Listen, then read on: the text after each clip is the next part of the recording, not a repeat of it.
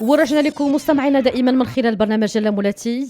اليوم فقرة الأمومة ديال بصح مع دلع ما زالت مستمرة معكم من خلال تقديم نصائح مفيدة لكل الأمهات. موضوعنا اليوم مراقبة وزن الطفل الرضيع. نسمعوا التساؤلات الأمهات ونرجعوا. شكرا سناء على هذه الفقره ديالك ديال دلع اللي كنستافدوا منها بزاف بزاف، وتبارك الله عليكم وانتم ديما في المستوى ما شاء الله عليكم.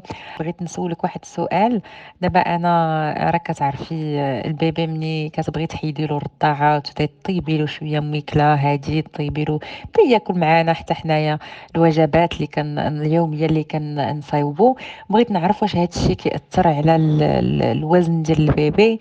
بغيت نعرف واش كاين شي طرق اللي خصهم يكونوا كيتداروا باش نحافظوا على داك الوزن ونكونوا يعني رادين البال باش من حيناش كما كتعرفي من الرضاعه اللي يبدا ياكل وجبات. كنظن بان هذا يكون شي تاثير على الوزن البيبي. بغيت نعرف الا كاين ممكن شي تفسيرات في هذا الموضوع. وكنشكرك مره اخرى سناء، وشكرا بزاف بزاف على هذه المواضيع القيمه، وشكرا دلع.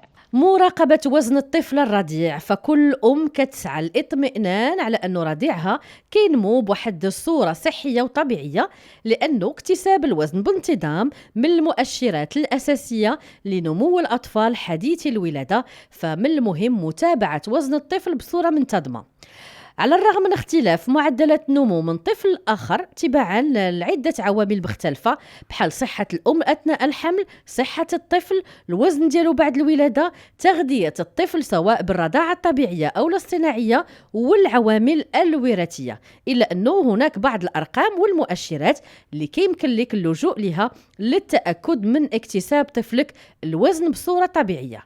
خاص تقومي بوزن طفلك مرة كل شهر في 6 شهور الأولى، ثم مرة كل شهرين حتى كيكمل عامه الأول.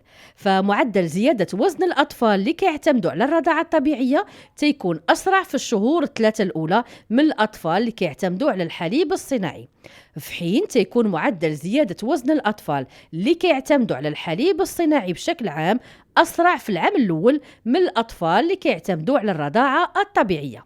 وكتعتبر الطريقة المثالية لمراقبة وزن الطفل هي استخدام مخطط النمو، وهو عبارة عن مخطط كيتم استلامه عند ولادة الطفل لمتابعة الوزن والطول والحالات المرضية وغيرها. وغالبا متى يكون طبيب الطفل على دراية بتفاصيل وزنه من الولادة. وفي حالة ملاحظة زيادة أو لا نقصان في وزن الطفل، خاص استشارة مع طبيب الأطفال اللي كيتابع طفلك الرضيع عنده من الولادة ديالو للإطمئنان والمعرفة السبب، والبدء في إعداد حمية غذائية مناسبة للطفل في حالة عدم وجود سبب مرضي.